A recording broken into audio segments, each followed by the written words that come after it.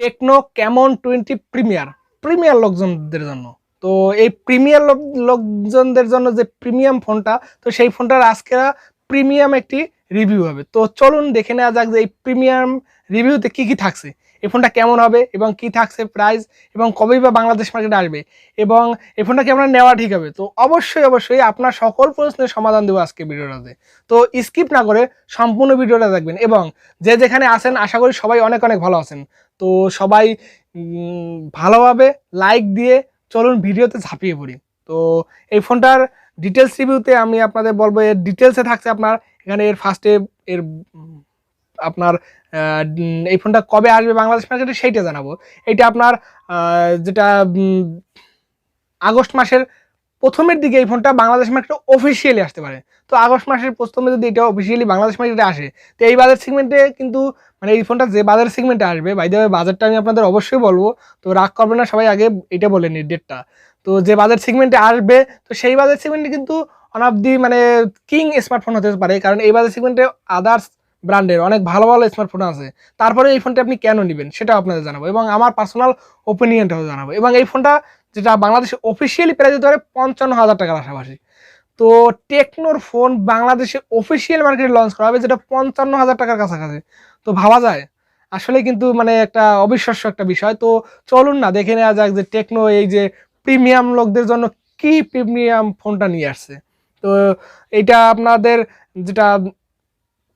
যেটার প্রিমিয়ামনেসটা হচ্ছে glass front এবং লেদার ব্যাক থাকছে এখানে, এবং আপনার যেটাতে থাকছে আপনার 8.2 মিলিমিটার থিকনেস এবং আপনার 182 গ্রাম ওজন। এছাড়াও ডুয়েল সিম কার্ডের স্লট, এবং এখানে কিন্তু এর বডি ফ্রেমটা কিন্তু টেকনো আপনার কেমন 20 প্রোর মতন একদমই এর ডিজাইনটা সেম ক্যাটাগরি। এছাড়াও আপনার এর এখানে থাকছে সামনের সাইডে অ্যামোলেড টাচ স্ক্রিন, যেটা 16 কালার্সের একটি ডিসপ্লে, যার সাইজ আছে 6.67 ইঞ্চির একটি ডিসপ্লে, যেটা 88.1% স্ক্রিন টু বডি রেশিওর একটি ডিসপ্লে, যেটা চিন বেজেল নেই বললে চলে, একদম সিমেট্রিক্যাল একটি চিন বেজেলের ডিসপ্লে, যেটা দেখলে আপনার মন কেড়ে নেবে। এটা জাস্ট অসাধারণ একটি ডিসপ্লে, যেটা মানে আমি কি বলবো, এই বাজেট সেগমেন্টে আমি বলতে পারি যে ওয়ান অফ দি বেস্ট ফোনই মনে করে এই রকমের ফ্ল্যাট ডিসপ্লের সাথে চিন বেজেল নেই এই রকমের। কার্ভ ডিসপ্লেতেও কিন্তু এত আপনার 88.1% স্ক্রিন টু বডি রেশিও হয় না, এর থেকে কমও হয় দুই একটা কার্ভ ডিসপ্লে ফোনে। এটা কিন্তু তার থেকেও বেশি আপনার চিন বেজেল নেই। আর এটাখানে থাকছে 1000x2400 পিক্সেল এবং 20:9 অ্যাসপেক্ট রেশিও 395 ডিসপ্লে, যেটা 120 হার্টজ রিফ্রেশ রেটের একটি ডিসপ্লে, যেটা HDR10+ অ্যাভারেজ। তো ওভারঅল বেস্ট ডিসপ্লে। এবার সেগমেন্টের ডিসপ্লেটা ঠিকঠাক আছে, আমি বলবো বেশি কিছু না। এখানে 1000 নিটস পিক ব্রাইটনেসও আছে। তো ঠিক আছে, ডিসপ্লেটা আমি বলবো যে এই বাজার সেগমেন্টে অ্যাভারেজ কোয়ালিটি, এই বাজার সেগমেন্টে আদার্স ব্র্যান্ডের মতন ঠিকঠাক একটি ডিসপ্লে। এছাড়াও আপনার এখানে পারফরমেন্সে থাকছে আপনার অ্যান্ড্রয়েড 13 এবং iOS 13। এইখানে iOS 13 একটু বাগ ভালো পেয়ে যাবেন, যেগুলো আপনার বন্ধ করা যায়। আপনি যদি এগুলো না চান, এই যে প্রি ইনস্টল অ্যাপগুলো, সেগুলো আপনি বন্ধ করে রাখতে পারেন আপনার, এবং অ্যাড ব্লক করে রাখতে পারেন। তো সেগুলো কিন্তু আপনার অনায়াসে ফিচার্সগুলো পেয়ে যাচ্ছেন। এছাড়াও একটা ক্লিন অবশ্য মানে একটি কাস্টমাইজ আপনি করে নিলে খুবই ভালো হবে এর ইউআইটা।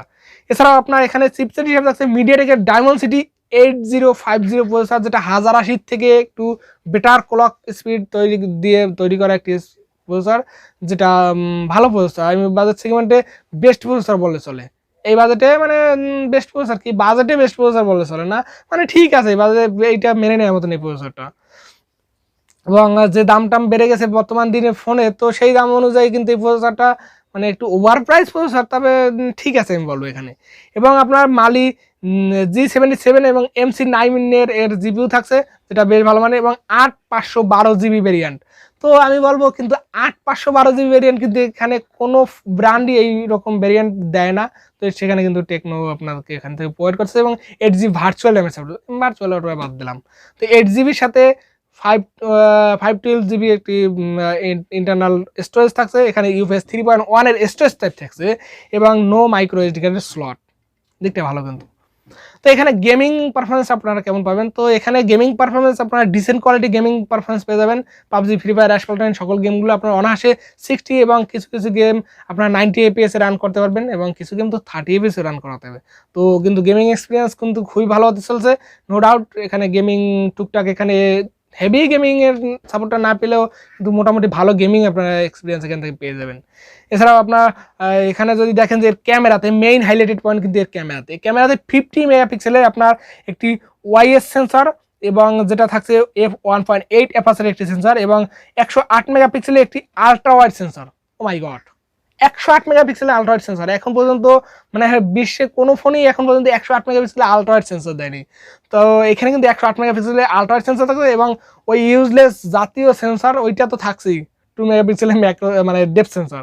তো ওইটা বাদ রেখে যদি 108 মেগাপিক্সেলের আপনার আলট্রা ওয়াইড সেন্সর যদি বিচার করেন যে মেইন ক্যামেরার থেকেও ভালো মানের ছবি আপনারা থেকে ভালো ডিটেলসের সাথে কিন্তু ছবি ক্যাপচার করতে পারবেন এর আলট্রা ওয়াইড সেন্সর দিয়ে এবং 50 মেগাপিক্সেলের ওয়াইড সেন্সর, জাস্ট অসাধারণ ক্যামেরা প্যাকেজ। তাই আমি বলবো এখানে যদি এই বাজেটে যদি দেখেন যে ক্যামেরা মানে কোয়ালিটি কেমন হবে, আমি বলবো এই বাজেট সেগমেন্টে ক্যামেরা ক্লিয়ার হতে পারে, কারণ এখানে ওয়াইএস থাকছে সেটা তো পাচ্ছেনই এবং 108 মেগাপিক্সেলের আপনার আলট্রা ওয়াইড সেন্সর পাচ্ছেন।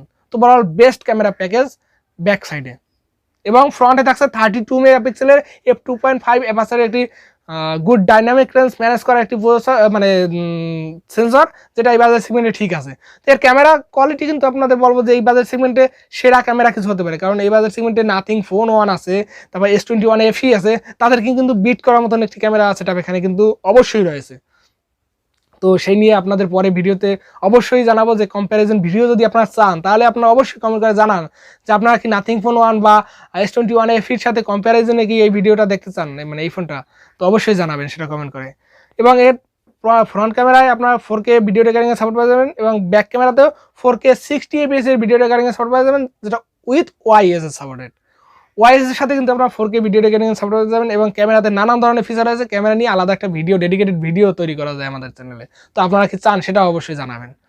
এছাড়াও আপনার ডুয়েল স্টোরেজ স্পিকার রয়েছে এবং 3mm যে জ্যাকের সাপোর্টটা পেয়ে যাবেন, না প্রিমিয়াম বলে কথা, 3mm যে জ্যাকের সাপোর্ট থাকতে পারে কিন্তু এয়ারবাডস আপনারা ইউজ করবেন।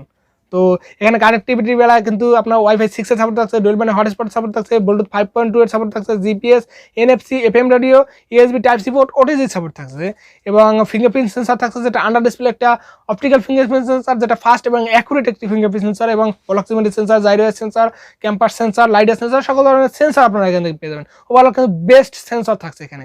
এছাড়াও এই ফোনটার ব্যাটারি ব্যাকআপ হিসেবে থাকছে লিথিয়াম পলিমার নন রিমুভেবল একটি 5000 mAh ব্যাটারি, আর যার সাথে থাকছে 45 ওয়াট একটি ফাস্ট চার্জার। আর এই চার্জারটা দিয়ে এই ফোনটাকে চার্জ করতে আপনার প্রায় 45 মিনিটের আশেপাশে এই ফোনটার সময় লাগবে। তো কিন্তু বেস্ট ইন্টারেস্টিং একটি মানে ফোন হতে চলছে আপনাদের জন্য। এবং ডার্ক কালার একটা থাকছে, ডার্ক ওয়েকেন এবং আপনার ব্লু, দুইটা কালার ভেরিয়েন্টে থাকবে। তো বেশ ভালো মানে কালার থাকছে এবং আমি বলবো এই ফোনটা মানে জাস্ট অসাধারণ একটি ফোন হতে চলছে। ক্যামেরার জন্য বেস্ট ক্যামেরা স্মার্টফোন হতে পারে আপনাদের জন্য এবং এটা আপনি বলবো যে স্টাইলিশের জগতেও বেস্ট ভালো একটা স্টাইলিশের ফোন হতে পারে এবং 55,000 টাকা বাজেট সেগমেন্টের টেকনোর ফোন কি কেউ পারচেস করতে পারেন, যতই ভালো হোক না কেন, যত ভালো প্রিমিয়াম ফোন হোক না কেন, কে পারচেস করবেন অবশ্যই কমেন্ট করে জানাবেন। এবং এই ফোনটা কিন্তু আসলেই একটি প্রিমিয়াম স্মার্টফোন হতে চলছে, প্রিমিয়াম ফিচার্স দিয়ে আসছে। এখানে 108 মেগাপিক্সেল আলট্রা ওয়াইড সেন্সর, মাথায় রাখবেন যে 108 মেগাপিক্সেল আলট্রা ওয়াইড সেন্সর থাকছে এবং 50 মেগাপিক্সেল ওয়াইএস সেন্সর থাকছে। তো ক্যামেরা সেটআপ কিন্তু বেশ ভালো মানের এবং আপনার 32 মেগাপিক্সেলের সেলফি ক্যামেরা থাকছে। ক্যামেরা অসাধারণ, ডিসপ্লে অসাধারণ, পারফরমেন্সের বেলায়ও মানে ঠিকঠাক, অসাধারণ বলবো না আমি, এবং আর সকল স্পেসিফিকেশনেও অসাধারণ কিছু থাকছে। তো ওভারঅল এই ফোনটা কিন্তু একটি মানে আপনার চয়েসের লিস্টে রাখতে পারেন, যেমন ভ্যালু ফর মানি ডিভাইস, যেমন টেকনো স্পার্ক 10 প্রো যে ফোনটা, সেই ফোনটা কিন্তু ভ্যালু ফর মানি ডিভাইস হচ্ছে বাজেট সেগমেন্টে।